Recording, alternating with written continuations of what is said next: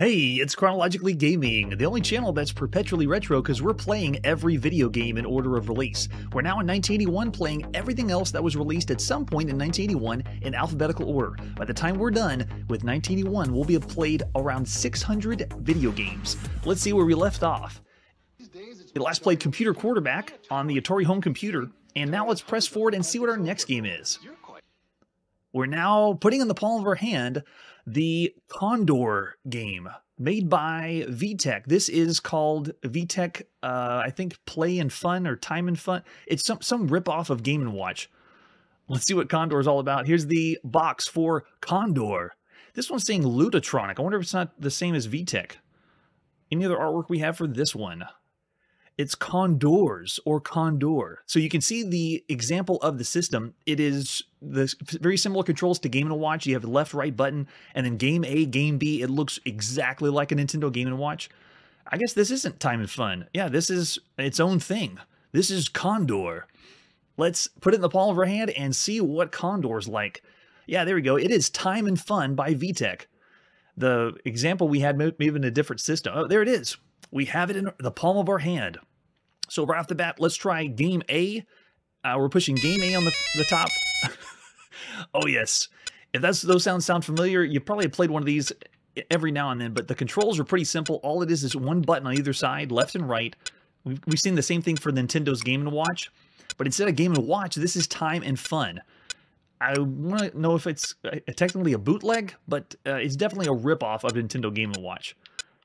So the way Condor works is you just move your character left and right using the buttons. You can see very simple controls for a handheld, and that's usual for 1981. But yeah, it plays really well. It looks good. It's exactly what we'd expect for a Nintendo Game & Watch clone. Time and Fun actually has done pretty good for a handheld, considering if you're basing it off of Nintendo, it works great and looks good too.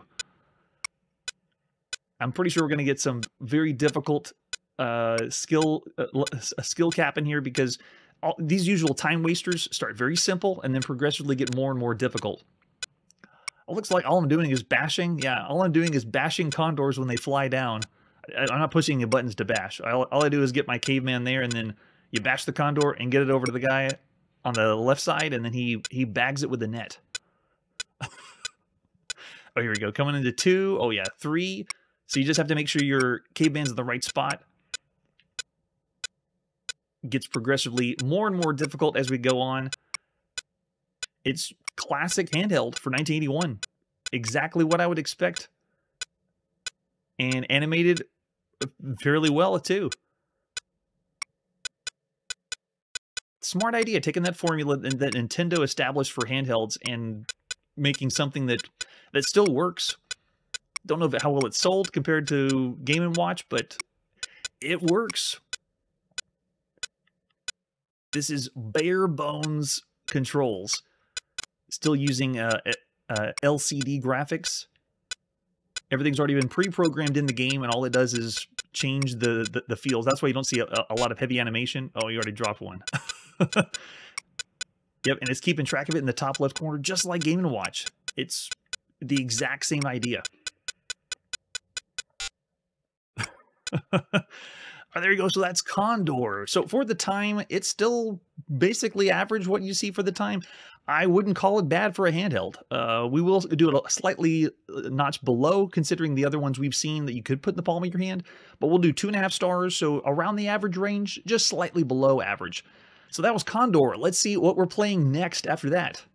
We're playing Condor again, but this is Condor in the arcade. This looks really familiar, though. Let's take a look at the artwork for Condor. So it is the bootleg, I'm guessing, of Phoenix, which is really popular. We gave that one very high marks for 1981. So if you're a fan of Phoenix, then I'm guessing you may have also played Condor at some point. Yeah, everyone in the chat's already saying Phoenix too. Yeah, there it is with the control panel. Looks like left, right, force field, and fire. It's essentially the exact same game as that, is what my guess is. All right, so what's the manual? Is it the Phoenix manual? Yes. It's the exact same one. All right, so let's go to the arcades and play some Condor. This is published by Saddam, which means that it most likely is in a different country but still being able to use the exact same board as Phoenix. Yes. Oh yeah, love Phoenix. So here we go. Playing some Condor. Let's put a quarter in and see if we see any differences. Pushing start on the one player. Here we go. Oh, right off the bat, same ditty too. Oh yeah, and sound effects are all there. Oh, it's bringing back the shooter memories of Phoenix. Love it. Phoenix is one of those shooters that we saw just changing the formula up of shooters just a little bit, but enough to make it really interesting and fun. Yeah, the sound effects are awesome. Oh yeah, it's great. Oh, it looks like Condor's tweaked a little bit. Yeah, Condor's tweaked a little bit to be harder. All right, putting another quarter in and pushing start. It's going to take more of my money. Phoenix already was difficult enough, but nothing like the challenge that they probably tweaked with Condor. Wow. Yeah, they're already firing more bullets and doing a different pattern than we saw in Phoenix. But I can't deny the sound effects. It's so good. Every shot that's fired, it's awesome. Going in it again, man, we might have to flip some dip switches on this one because the difficulty is very high. Which we can kind of expect at this time because they're already doing hacks, for example, Pac-Man. And at this point, they already are about to hack Pac-Man to turn it into Miss Pac-Man to make it more and more difficult. Wow. Yeah, this is awesome, though. One of the best top games you could play in 1981. Condor, not as iconic, but still up there with Phoenix, definitely. Yeah, look at that. Look how it's almost like they have a speed-up hack that's on this arcade cabinet. Okay, so we made it to the bonus round. I don't know how we did that. Wow.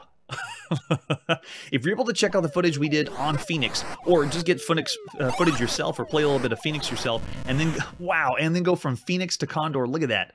That is incredible. And just like the other game, I bet we start from the beginning. Yes, so when you put a coin in, it doesn't take place where you left off. You have to start all over again from the beginning. Brutal. All right, we had lots of footage of Phoenix. So Condor, I'm going to go ahead and just stop there because it's essentially the same game, but hacked to be more difficult. So with that, we're still going to give it high marks. We gave Phoenix way, way up there. I can't remember if it was full on 5 or not, but I'll give Condor 4. It's not as iconic as Phoenix, but still very impressive, above average, and an excellent game. So 4 stars for Condor. Wasn't expecting that one. All right, let's see what's next after Condor. We're now going to the TRS-80. Let's check out what's new on the Con-Cou. This is Conflict, and we don't have a lot of info for this one. You can see we only have a screenshot. So let's pop in and play some Conflict. As usual, we're going to type in commands. We're going to be loading this from disk. I love that we get a chance to do a little bit... Oh, basic. Nice. Okay.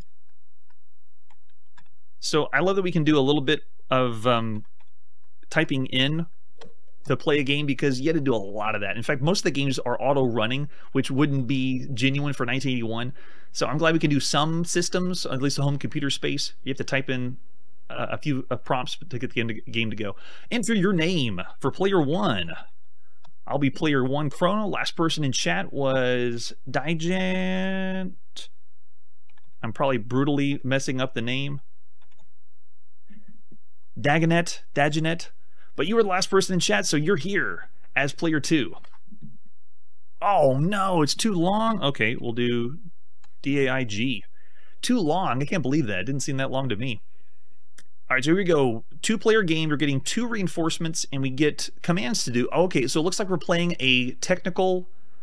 No, I wouldn't say technical, but it is a strategy game. So it looks like we can distribute, attack, move, status, finish. Let's try status. Yes, it is. So it's taking over colonies, and it's a strategy game that we played before, but a kind of a simplified one. And this is Conflict for the Con-Cou. So I'll just do C to continue, but they are giving us menu-based system. Yeah, it's all about the information on the territories, and I bet you have to take over different territories all over. So let's redistribute And I want to reinforce colony, let's say 17. Bulak. Oh, invalid move. You did not control that colony. Continue. No. Well, I want to control it then. How do we distribute? Let's try attacking then. 5 against colony 4. So I'm trying to attack my colony against their colony on the rolling dice. So it's dice rolls. So we've lost 1 army. I have, Chrono has. You have 4 armies left, and we'll say Dash. Dash lost 5 armies left. Continue battling Chrono, and we'll say yeah. So I keep battling, and then it's going to roll dice again. Nice. It is. It's simulating the dice rolls. You beat 1 Landal army, Chrono. You have 4 armies left. Dash has 4. So keep battling. Yeah, we'll keep fighting. Yes, you can see how this game works. It is like territorial control, not technical, strategy game. And so you beat 1 Landal army. You have 4 armies left. Dash has 3. Yes, we'll keep fighting. And so what you do is you take over a certain territory. It's determining, I guess, by random. How well? Oh, that doesn't look good. Lost 1 army. I have 3 armies left. Dash has 3. Sure, we'll keep fighting. And the more territories you take over control, you eventually want to be able to control the galaxy or the system. I can't remember if we had a manual for this one or not. Is there? No. So no manual to get the idea of how to play, but we have played other strategy games like this. Kind of a simple, bare bones idea. We beat 1 army, we have 3 armies left, and Dash has 3. Yes, go, fight, fight, fight. The fight with this, just the randomness though, we've seen a couple other strategy games this time like this. I don't dig those, because if you play something like from SSI where you have a unit and you actually are moving the unit around and determining what attack power they have to attack someone else, I love that much better. This randomness, I don't really go for that. Keep battling. I got 1 army left. Uh-oh, this might be the last one. Yeah, it's a luck roll. 4-3. Oh, we beat 1. So it's 2-1. Yes, let's see if I can finish and get this 1 territory. But this is just to try 1 of the territories, and you're supposed to take over more. Yes, did we do it? We now control the colony. How many armies do we want to occupy? I think I only have 1, right? So we have 1 of my armies that are occupying. I already forgot the name. Where do we go? Rigel to... Oh, Landel. That's right. So we now are on Landel. So let's try attacking. Is it my turn? Or... Yeah, it's Chrono's turn. So I'll do finish and say I'm done. And now if you have another player that's here in 1981 at your Coco, they would take over hot seat and then make their command. So now it's Dash's turn. Do you want to distribute attack? So I think he only had 1 left. We'll go ahead and do A to attack, and then we'll attack from 10. No, I guess we don't. You can only attack from where you control. So you can see they have how many colonies we occupy. Chrono has 7, Dash has, or Chrono has 9, and Dash has 7. Now, the way this works is it's all menu-based, though. That's the other thing, too, is it's a strategy game that's not giving you a lot of graphics. SSI has this in spades. So I'm going to go ahead and end the game there. That's our taste of conflict for the Coco. Of all the other games we played, including strategy games, no genre is safe here on Chronologically Gaming. That one's still below average. This is our broken range. It's not a broken game, but it's definitely a bad one, considering the other ones we played up to this point. So I'm going to say 1.5 stars for conflict. There's much better strategy games you could play. You have to really have a lot of imagination if it's just menu-based systems like that. And I'm not faulting that, because I'm a big fan of text adventure games, and those are really big at this time. But for tactical games, that's even more rough. So we're going to say bad, 1.5 stars for conflict. Not too much there. So let's see where we're headed next after conflict. All right, it's Connect 4 on the TI-99.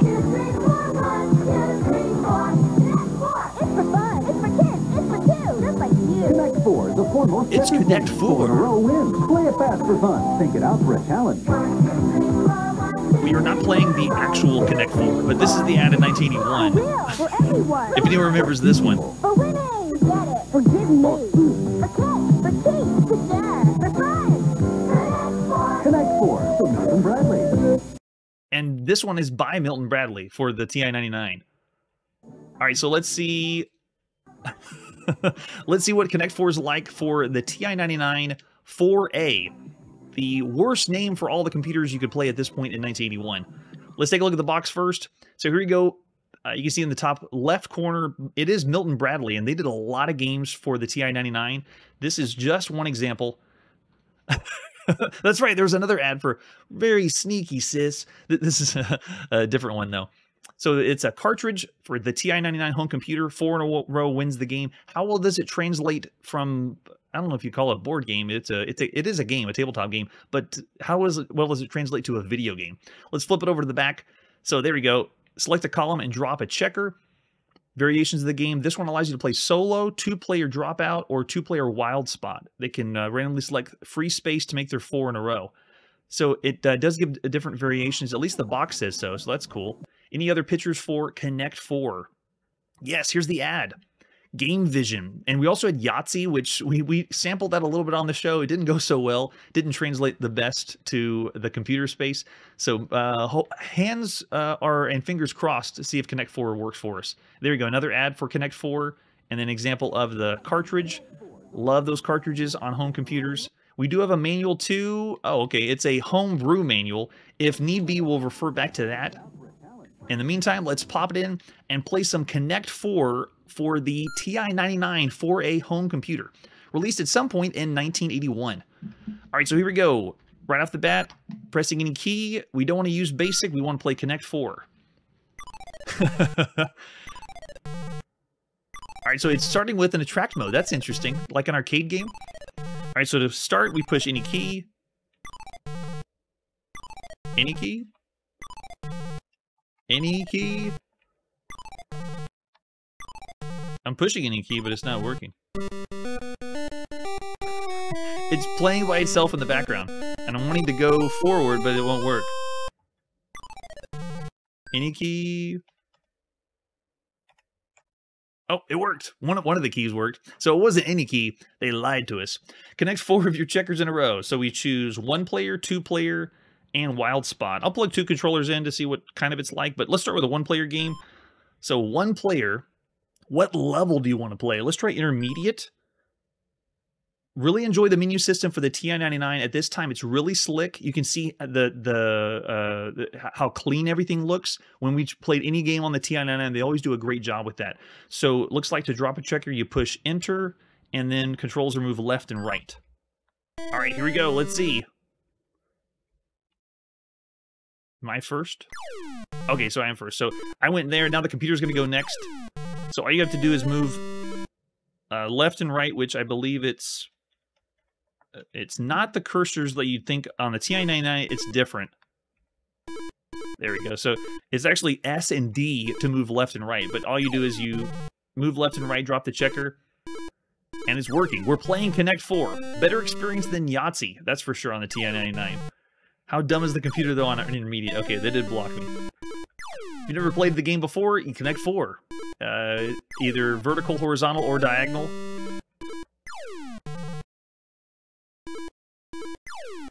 I don't know if we can fake them out or not, but it's a great version of Connect 4. Very bright, very colorful. It's doing what it needs to do. And he got me. So there's one more piece on the side, and then we'll do a 2-player and try that one out. I win. Replay. We'll say no. All right, so let's try 2-player. I got a second controller plugged in now, and let's see what happens when we do that. Oh, actually, it's only, I don't think it's keyboard or joystick controlled. It was only keyboard that I controlled before. Let's see. All right, trying. Yeah, joystick does not work, so it's essentially just hot seat whenever you want to play. And then, is it control the same? Yeah, so it's the same for 1 or 2 players. Yeah, and you would just use the same keyboard back and forth. Nice. All right, so amazing job for porting that to a home computer. So it works really, really well. Everything else we've seen so far had some different game modes that you could play. Trying to think of other board game examples, but I'd say it's above average because it's you'd be able to play Connect 4 by yourself. It depends on how much you'd be into Connect 4 is the question. But for the time, I'm going to say above average. It's not really pushing the boundaries of like the excellent or one of the most excellent games, but still above average for presentation, how well it runs. Considering everything else and all the other video games that are out there, we'll do 3.5 stars for Connect 4. Excellent tabletop game that you could play. All right, so let's see what's next after Connect 4.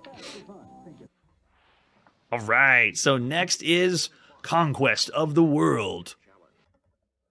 So this one's going to be a little different because this is the other series that the Odyssey was doing, and we saw this with Quest for the Rings. This is the second one, or part of the same series of hybrid board game video games. And this commercial is fantastic. Odyssey, video game fun, computer keyboard challenge.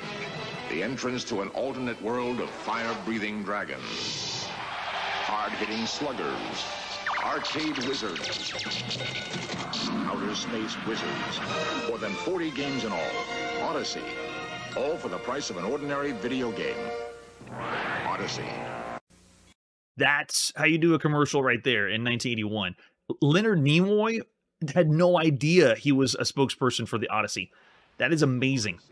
So this is Conquest of the World, and at this time, this would have been the advertisement you would have seen for the Odyssey. It's one of the systems that's competing with Intellivision and Atari for whatever you want to call it, console wars, but it's one of the ones on the market, and one of the ones that's currently saturating the market. And as we move forward in North America, you'll see the systems keep getting more. There's more and more systems and more games out there. All right, let's take a look at the box for Conquest of the World. If you notice something different, it's just like Quest for the Rings. It's coming in a very large box because this has a board game attached to it with tons and tons of pieces. So take a look at the front. It's giving us the feeling like we're playing a giant simulation game. That's kind of what they're going for. It has action elements mixed in between, but the whole point of the game is you're going to rule the world. That's the idea of this game. It's the master strategy video game. And if you flip it over on the back, look at all that comes with it. So you can see the board game in the center. There's also pieces that come with it, and you use magnets. There were small pieces of magnets you cut out. So this had tons and tons of little pieces with it. And I kind of brought this up with Quest for the Rings. It's a throwback for the original Odyssey, because when you went back to 1972, that Odyssey had lots of pieces and cards that went with it to supplement the video game. And they're doing the same thing here in 1981, which is really cool. There's never been anything like this exciting game of strategic and tactical confrontation. You play an authoritative working model of the real world. Kind of dumbed down, but cool for 1981. You have the Director of Intelligence, CIA, a new type of board game. It dictates entries into the Odyssey 2 computer keyboard. The computer realistically simulates land, sea, and air battles, and you kind of play out those battles on the screen. So instead of just straight up board game, you have a unit with certain combat power comes against another unit with a different combat power. And then between the two combat powers, you determine who wins. No, this time you get to play the game and actually fire at each other, kind of like combat on Atari with the planes or the tanks. All right, so let's take a look at the other artwork, because this was a box that came with a lot of stuff. This is the front of the official manual. This game, I could not find any scans online of the actual manual. The only thing we have is a homebrew manual for Conquest of the World. If anyone's got one out there, or you got a scan of it so we can show on the channel, let me know. I'd love to showcase that one. So there's the back of the box, and then this is an advertisement flyer for it. There's the example of the map you'd play on. So this would be the board on the ground, kind of a bad picture, but you use this it breaks down the entire Earth. You can barely see the globe in the background, but it's all the different sections of the Earth and then who has control over what, and that determines which buttons you're going to push to play parts of the game on your Odyssey. And then we also have the cartridge. It's using the same control as Quest for the Rings. In Quest for the Rings, they called it the Ringmaster, or I call it the Dungeon Master, who is in charge of the game. But this one is you press space, and then one person is going to be in control of the entire board for the other players. And then we have just an example of a screenshot. You can see it's the Magnavox Odyssey 2. It looks the same. So take a look at the manual. It's a homebrew manual, but it still gives us all the info to want to play. If you've ever played this kind of game, this is one of those massive games for the home console. Conquest of the World represents a significant departure from traditional game design. The components are designed to provide you with a very realistic model of the real world, both electronically and graphically simulate strategic and tactical confrontation between world powers. That's a big stretch. It really doesn't go that well. This is one of the weaker versions of their series on Odyssey that's like this. The board game is a true-to-life model of the relationships between countries in the real world and the early 1980s. There's 43 countries that they've been divided into 7 polytectonic or geopolitical zones.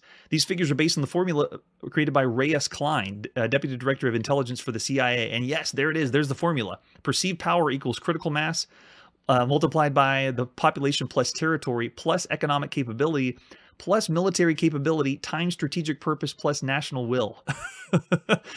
So if you love formulas, that's the one this game follows. And Conquest of the World is the first game of its kind, so be ready for many unusual features. Take the rules one step at a time. You'll find it to be a fascinating game of endless challenge, which once learned, it's not at all difficult to explain to others. It is still difficult to pick up and play. And this game, from the ratings I've seen at the time, is considered the weaker of these large-scale Odyssey games. Still incredible that they did this. If you saw the episode with Quest for the Rings, we gave that one 5 stars because, wow, it hits so many things correct, and it's beyond anything else we've played. You can play with 5 people. Like, one person has the ringmaster, and then 4 people can play against each, battling against each other to try to beat the ringmaster. So here we go. This has the different power bases. So the country with the strongest power base at the end of the game is the winner, and you're just trying to conquer the world. That's the idea. So we got submarines, we got planes, we got tanks, which is land, sea, and air vehicles. And then for basic training, it shows you what to do on your console to just get used to how the game's played. So they explain, power on your Odyssey 2 console, insert the cart or power off, make sure, and then to insert the cartridge, turn it on, press the space bar, and then on the left side of the screen, you'll see a flag with the energy readouts of units and of the player that's on the left, and then on the right side, you'll see a readout of all the flags of units that the right player has. So it looks like this is just 1 versus 2 player. And then if you want to practice the naval battles, you can go to submarine school, and it shows you how to do that. And if you want to do flight training, it shows you how to get to the flight training to battle people in the air, and then to also do tank to battle people on the ground. And then it shows all the different game components, because this comes with not just the game cartridge. You have the large color pieces for markers. You have the smaller color pieces, which are magnets. You have 6 sets of Conquest markers, 100 chips of power base units, and then the board map. And then it has, oh yeah, it doesn't even show on this homebrew manual the entire map. So it gives examples here of the different zones, what the countries are, and then their power base. So all this info here, this would all be included in the manual. And then it has the rules of the game and the objective of the game. You're supposed to lead your homeland to world domination through negotiations, conquests, and alliances. Each successful conquest and alliance you make will strengthen your country's power base. The country with the strongest power base at the end of the game is the winner. So if you consider all the other games we played up to this point, A Quest for the Rings would be the only other one we could base this off of at this scale for 1981. It is still massive that they're wanting to play a game that's like this. The blending board game and video game together is genius. It's a great idea. Okay, so each player chooses a conquest alliance and homeland marker. Once you select where your homeland is, then you go to the war chest and you're entrusted with all of the power base unit chips, and they're kept separate from the other players that you're going to accumulate during the game. So order of play, select the master strategy cartridge into your Odyssey 2 and press the power button, and then press the key for the keyboard. We'll do spacebar. So what we'll do is, instead of playing the entire game, because we can't do that on this channel, but we'll do a couple of the tests. So I'm going to go in, boot the game up, and you'll see what the different battles are like. And then to play the game for real, you would have going to different areas and then fighting land, sea, and air battles. And then you and whoever you're playing against would play against each other. So let me plug 2 controllers in. And here we go. We're popping in Conquest of the World. Released at some point in 1981 for your Magnavox Odyssey 2. All right, so right off the bat, we push spacebar to begin the game. And there you go. It's going to show the different power battles. So what I'm going to do is go to the manual again, and I want to see what it's like to play Submarine School. There we go. If you're using the left-handed controller, signal the computer by pressing R for red. Oh, you have to push R on the keyboard, okay? And then S for submarine. And then the player on the right, yes, is blue, B for blue, and repeats the process. When both players program their weapons and energy units, then you press enter. So when you're playing this game, you only have a certain amount of power you can put in. And the way you're calculating in the real game, The way you're calculating this is with actual physical pieces. The game is not calculating that. So how much energy or power PBUs you have, you're going to have little pieces on your board to determine that. But for the test or submarine school, we just put in a certain number so we can play. All right, so let's see if we can do this right. Going back, so we go back here and we push R for red. And do we put in the total number now? Yeah, there we go. So you put in how many you would have in front of you, which I'll put 1,500 in. And then for blue, we'll do the same. And then how do we go again? What was the go? After we put in how much power we have, oh, we push S to confirm. That's right. And then S, and then I go back to red and say S. And then what? Going back to the manual, how do we go and actually start the submarine game up? Oh, then press enter, of course. So you're using the keyboard to enter everything in. And we're in. Okay, so I'm now controlling on the left side the red submarine, and then over on the right side, I'm controlling the blue submarine. So I have two controllers plugged in, and this is the example of the water battles that you'd play in the game. You can see as we move around, we're consuming power or units. And I have, on the left side, I'm now the red submarine. You go underwater, it looks like randomly. And whenever it's time to fire, all I can do is shoot... Yeah, all I can do is shoot my missile vertical, it looks like right now. But every time you move around the board, you're using power. And you sneak yourself around, it looks like? Yeah. If you've ever seen the Magnavox Odyssey 2 controllers, joystick is not the best. It's meant to emulate the one button, one joystick that Atari has, but it's not as good as that. So in a main game, this would be a battle that would be set up on the board, and then you'd be determining how much power you have to attack or fight in the battle by the pieces that are on the board. All right, so let's back out of this and then go back in and give an example of the air battle that you could do in Conquest for the world. So this is like the test setup, but majority of the game is going to be played on the board itself. All right, so let's do it again. Go to spacebar when we start the game off on the keyboard. And then this time I'm going to say if submarine isn't the right one, it's got to be something different. It's got to be the exact same thing, but we do for flight training. Let's see, flight is, there we go, P. So it's plane for flight, and then what is it, T for tank. Okay, got it. Okay, so going in again, we go on the keyboard, and we first say for the red player, I want the red player to have, I don't know, 1,500 for P for plane. And then for blue, I want blue to have the same. Can we do them 1,500? There we go. Tie them up. And then hit them P for plane. So you need to use the keyboard to play the game. And then to begin, you hit enter. And now, yes, we are now flying. So I'm controlling the red plane at this point. And we watch the blue plane just crash. So I'm controlling the red plane. Wait, now I'm controlling a flag on the side. Is this what... I don't know what is the point of the fireworks. Is that my victory? Maybe it's because I won. Can I do it again? Base. And then do red plane and blue plane. So it's hard to do this with two controllers because one is going to crash no matter what.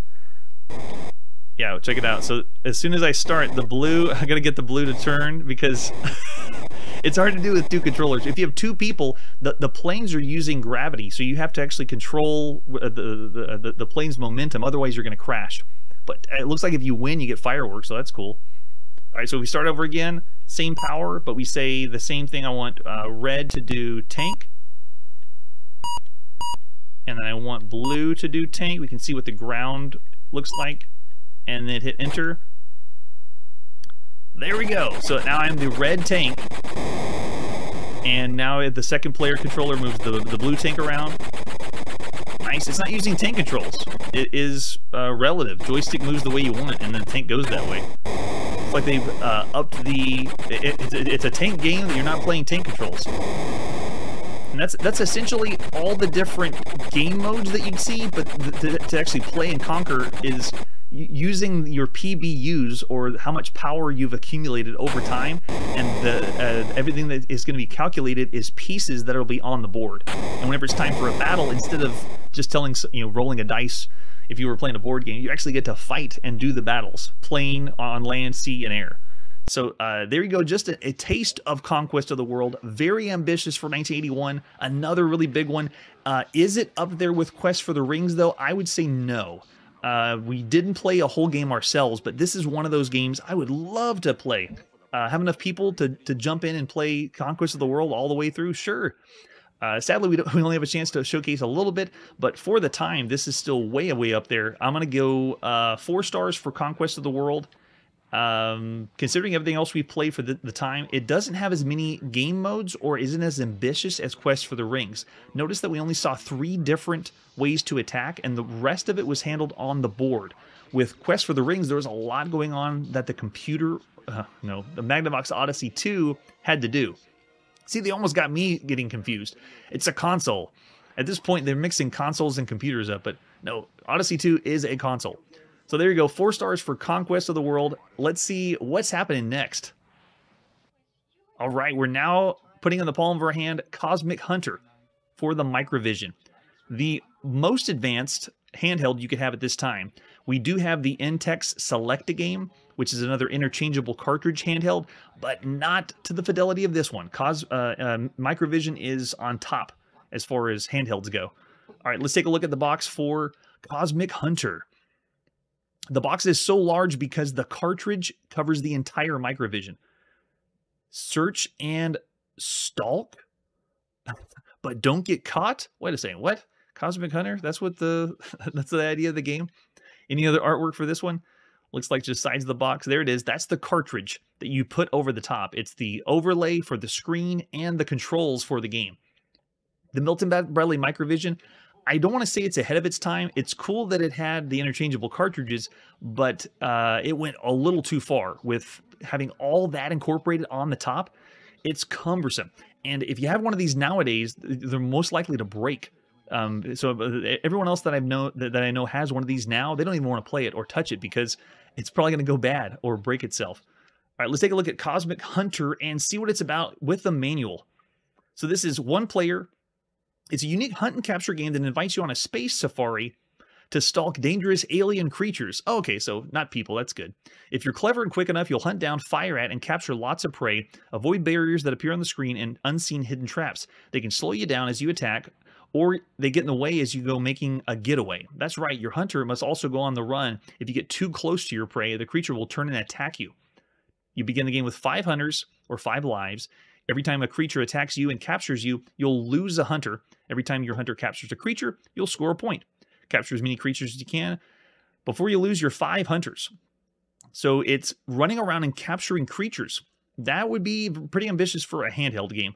And then they give you the how to play this game. First, put the does it say about the overlay? I don't think so. It doesn't. So after you put the overlay on, then you switch the system on and then determine what skill level you want to play. And then start by pushing, what does it say? To start the game, press the star on the console. And then objects will appear on the screen. Your hunter will appear as a blinking black square. You got to see the resolution for the Microvision, and you'll understand why they have to be very specific on which black square you are. And then the alien creature is a single black square that moves rapidly up, down, and sideways. So there's different barriers all over the screen. We'll use those. Oh, and then the manual sideways here. Great. Looks like we got hidden traps, 4 direction arrows. Okay, so that's how we move around. And then if you move your hunter in range of the creature, press either fire. Oh, there's 2 fire buttons. Okay, to capture the creature exactly 2 squares away from the creature in a horizontal or vertical position, not diagonal. If you get more squares away, then you'll fire and miss, and the prey will escape or try to attack you back. That's interesting. Okay, so whenever you attack the creature, you must move to as close as you can, possibly, so that the creature will attack. You will attack the creature before you attack it. You can only capture your hunter if your hunter is 1 square away from the vertical, horizontal, or diagonal position. So they give this little diagram. That's the resolution of the Microvision right there. That's the one giant large pixel. If any creature is within any of the 8 positions surrounding the hunter, it will attack and capture your hunter. So how do you win the game? You get the highest score by capturing as many creatures as possible. All right, so on paper, that sounds okay. Let's put the Microvision in our hand and see what in the world happens. So here we go. This is Cosmic Hunter for the Milton Bradley Microvision. There it is on the left side of the screen. That's what you'd have in the palm of your hand. And I didn't say anything about the knob at the bottom. The Microvision had this little knob. You twist it at the bottom, and you can see me twisting it. That's me moving it left and right, back and forth. But I don't think we have anything for controls for that one. All right, so what skill level? Let's start 1, and I'm going to push the star in the middle, and we're in. Okay, so we're working. We are the blinking black square. So to move around, I'm moving. You can see on the far left side, I have different arrows to move around, and I'm pushing those arrows to move. Where am I? Oh, I'm hunting the only object moving. That's the alien. So the alien square that's not blinking and moving is the one I'm going after. All the other pixels, you ignore those. And yes, that is the resolution of the Milton Bradley Microvision. The only way we're able to play this is through a simulator, because you can't emulate this. It's the graphics are so simplified.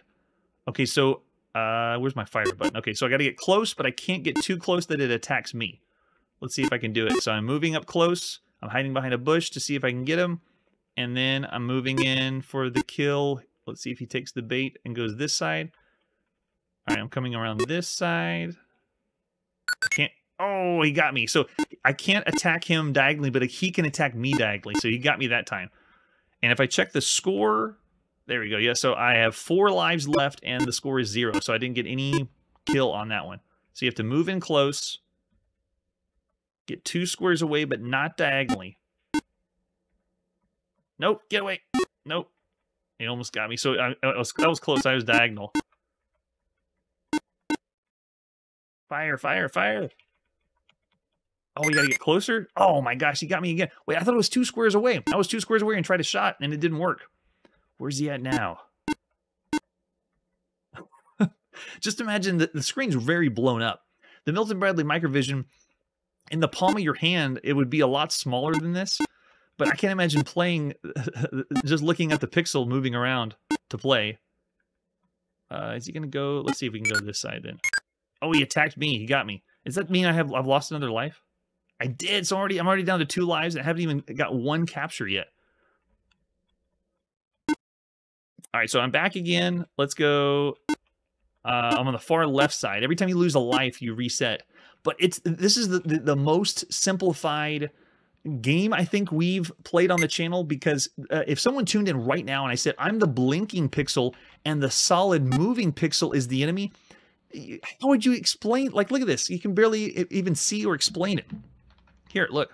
Because I mean, the play field itself is super tiny. I want to try to get at least 1 kill in though. Let's see if I can get close enough. Because you're not really firing a direction. You just push the fire button when you're close enough, and that's it.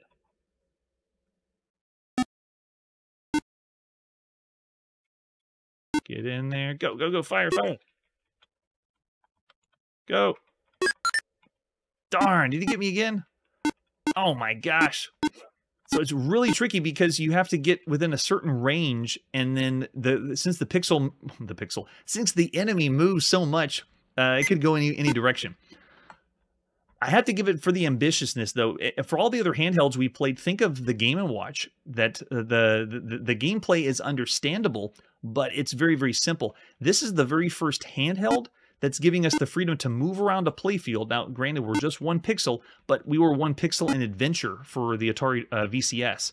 So this is really ambitious that we're a pixel moving around the screen like this, going after another enemy. How well it's executed, though, is not very good. But cool that we got to check out Cosmic Hunter. I didn't even get 1 point for that one. It is tricky, though, that's for sure. All right, so for that one, of all the other handhelds we played up to this point, it is up there. Cosmic Hunter is ambitious, and I would want to play more and try to get more points for it. So I'm going to say above average because of the handheld allows, well, I guess it doesn't introduce too much complexity, but because of the ambitiousness, I'm going to give it above average. It's not your average handheld that you could play. So I'm going to do 3.5 stars for Cosmic Hunter. The graphics, though, they're almost non-existent. It's just pixels strewn around the place. All right, so that was Cosmic Hunter. After that one, let's see what video game is next. All right, it's back in the arcades, and this is Cosmos. Another one, not familiar with this one. Let's take a look at Cosmos. Here's the advertisement flyer. 7 zones to conquer the cosmos. The ultimate challenge of space. 48 different sectors. There we go. They're not using levels. Is there really 48 different screens? I'd like to see that. There's the example of the arcade cabinet for Cosmos. For control panel, it's very bare bones. Looks like we got left, right, fire, and warp is what I can make out there. Yeah, fire or light speed. So simple controls, left, right, fire, the typical for shooter of 1981. There's our arcade marquee, and just a random picture of the Cosmos. Why not? All right, let's see what it's like. We're going to the arcades and playing some Cosmos, released at some point in 1981 by Century Electronics. Game system operational. The game boots up and talks to us. That's a plus. Awesome. All right, so let's put a coin. Well, actually, let's see what the attract mode does if it has anything else. It's going to show, yep, left, right, and fire. Graphics are very bare bones for shooters we've seen. Well, at least we consider things like Moon Cresta and Galaga. Those are blowing us out of the water. Okay, so let's put a coin in and see what Cosmos is. Wow, and it talks to us. Nice. Okay, so right off the bat, controls look pretty simple. What happens when I push? Light speed. Speed minus 5, 4, 3, 2, 1, 0.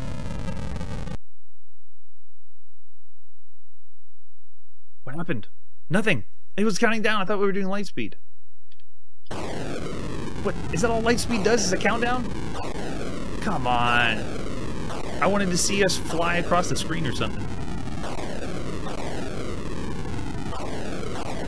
All right, I don't get... Fuel bonus, fuel bonus, fuel bonus, fuel. So cool, the game's talking to us, but I don't get light speed. It didn't do anything. I didn't fly anywhere.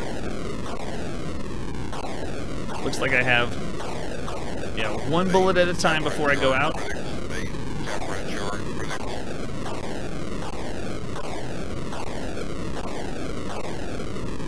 Sound effects are excellent. Oh, am I on energy? No, I'm still good. Oh, I can't fire though. What happened? Oh, I overheated. Down at the bottom, I have this energy bar that I kept firing too much, so now I don't think I can shoot. Yep, it goes up every time I shoot a shot. I want to know what's up with light speed though. Why didn't that work? It had a cool countdown. I was expecting us to blast through the sky or something, but that was it. All we got was a countdown. And here we're doing some kind of Space Invaders type formula where giant rainbow hot air balloons are coming after me. Something like that. It does seem a lot like Astro Blaster. Oh, this is new. Wait, I don't get it. Oh, we're docking. Oh, hello. Refuel activated. Wow, okay, they got a docking sequence too, a la Moon Cresta. Nice. All right, what happens now? Can I try hyperspace? Let's try it now. Nothing. Maybe you can only do it once per game.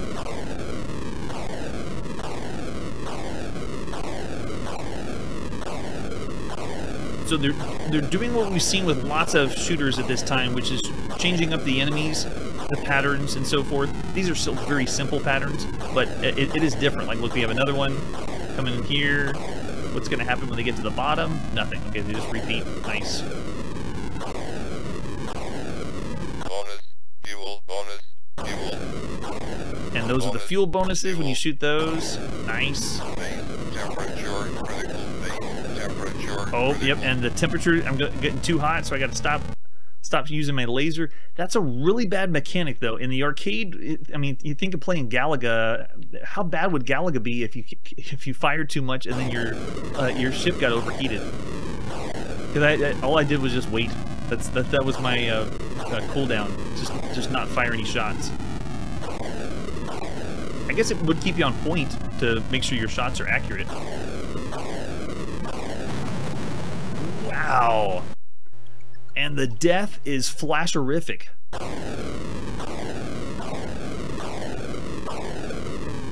Yeah, so the switch up of players is pretty cool. I'm guessing this is the screens. Wow.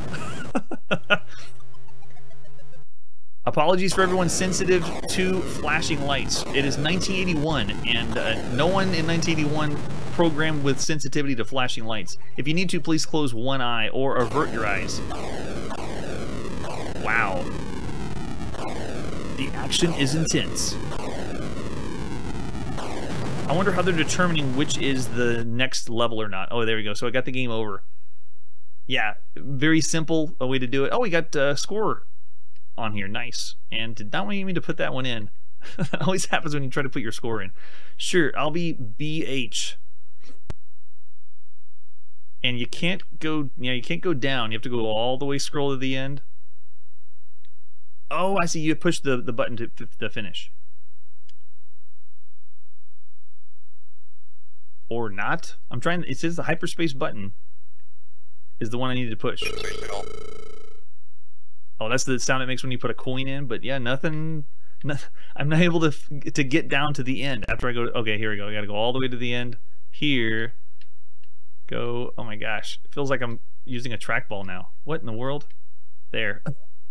BHI for the high score of Cosmos. That's a good guess. It did do that, but it's cool with the talking, but it didn't have a big oomph to it. All right, let's try one more round. So I got 1/4 in, push and start with Cosmos. I want to do the hyperspace again when we get somebody fast on the screen, see what happens. Yeah, the whole energy overheating, it would only just make you want to make sure your shots are lining up correctly, but still it means you're going to overheat regardless of if you make the shot or don't. Yeah, because right now I'm making every single shot count, and I'm shooting when I can, and it's still going to overheat. So the mechanic is not wanted. I don't know why you would want to play a game where it overheats. Unless you're playing a space simulation game. Alright, let's try it now. Go!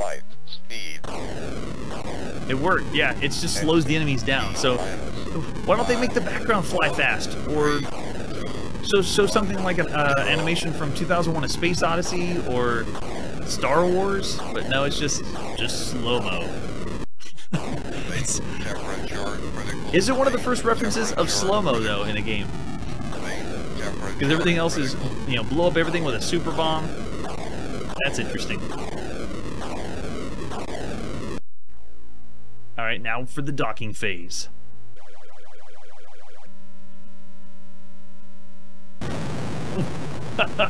Didn't dock, and we blew ourselves up. So we don't have as much fuel now, I guess? No, it's alright. Okay, we blew up in the docking phase, but we're alright. Just keep going. No problem. By the way, what's the incentive of the docking? Because Mooncrest's incentive was you dock and then you get more firepower, but not for Cosmos. Alright, so this was Century Electronics. Very interesting. It has a few steps in the correct direction, but then a few steps in the wrong direction for space shooters for 1981. Yeah, it does. I can see the Praying Mantis. It does to me too. All right, so for Cosmos, I'm thinking still it's still around average, but yeah, actually 2.5 chiptune. I'm with you. Let's do 2.5 stars for Cosmos. It's not really pushing new ground in the arcades, but because it has this mix of kind of some things that work, but then some things don't. It's a little inconsistent. So too bad for Cosmos, but still welcome in the arcades. I would have put some few quarters in, considering everything else you could play in the arcades. All right, so that was Cosmos. Let's see what our next game is. We're now going to all the releases of The Count. So for everyone that was dying to know what was Adventure 5 that Scott Adams had done. Here it is. We have the count for the Atari home computer, the count for MS-DOS or IBM PCs. We have the count for the VIC-20 and the count for the Radio Shack TRS-80. So with that, let's check out the count first on the Atari 8-bit home computer, and each one we're just going to showcase a little bit. We're probably going to need to pause our show in between playing some text adventure games, but here we go. This is the latest adventure, adventure number 5 by Scott Adams. Let's take a look at the box for the count. There we go, adventure number 5. And I believe this one was first introduced in 1979 for the TRS-80. Is that right? Yes, so I'm just lumping them all together here. The count. Now I want to look at the back of Adventure International and see if it's online, and it requires a modem. And no, it does not. Yes. Adventure number 5. So this is lots of info of the storyline. You can see they have an overview by Scott Adams. Lots of lore if you want to get into your text adventure, and you did in 1981. Oh, yes. All right, we have any other artwork for the count? And I believe, no, there's our cassette tape to play on the Atari. And this one's a little unique. It does the font in cursive, which is a nice touch. It looks pretty cool for the time.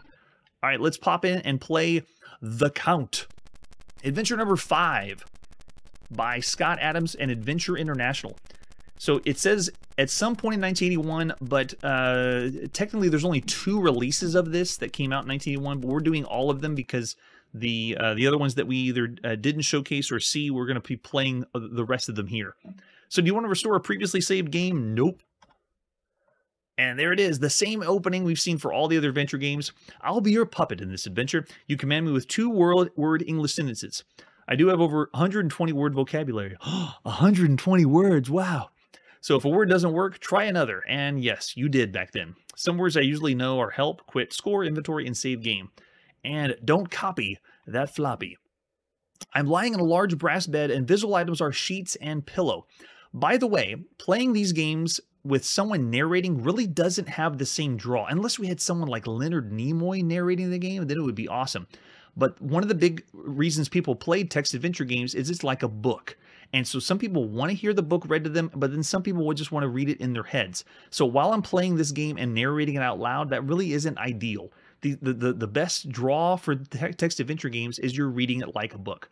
So here we go. What are we going to do? Let's do get pillow. Okay, and they break apart these adventure games with what you see, what's visible at the top, and then what you can do at the bottom. Yes, the cassette tapes. Oh, yes. All right, so let's get those sheets. Let's get everything. And we're still lying in bed. All right, so can we eat? Eat my pillow. Yuck. Oh, I ate it? I did eat the pillow? That's awesome. Can we get up? Wait, so is the pillow gone? What's our inventory? Can I do INV? I'm carrying... Okay, I'm still carrying the pillow. So it looks like I tried to eat the pillow, but I didn't actually eat the pillow. And I also have a tent stake. Yes, got to use that on the count. So obviously exits are north. So I got out of bed. I'm now in the room. So let's go north. We're now in the hall inside the castle. And we can go north, south, east, and west. Okay, so let's go east. What's in here? I'm outside the castle. And I have a coat of arms and a bell pull. So this is how the text adventure goes. It is straight up text. The count is adventure number 5. It's actually pretty cool because you're playing with Dracula or the Count, and you're trying to take him out. That was one example. We'll check out the other ones or other versions of the Count, just doing little samples so we can see what it looks like. But just remember, it's 1981. Text adventure games were still legit and what people wanted to play for the adventure game enthusiasts. So for this one, what we'll do for all the count games, I'm going to do 3 stars, just average for video games for the time. We're not really going to rate these among themselves, like which adventure game by Scott Adams was the better adventure game. Not this time. And with that, we have reached the end of this evening, and we'll continue playing some more of The Count with the other versions, and then the rest of the releases in 1981 in alphabetical order. Until then, we will see you next time. Hey everybody, thanks for checking out the channel and joining me on my quest to play every single video game in order of release. We'll be streaming live every weekday at 9 p.m. Central, so join us and let us know if you miss any games along the way. This video would not be possible without RetroArch and Launchbox. Please tell your friends there's some crazy guy out there trying to play every single video game. You can always check out Chronologically Gaming on YouTube, Twitter, Instagram. Chronologically Gaming is the name to look for. We will catch you next time.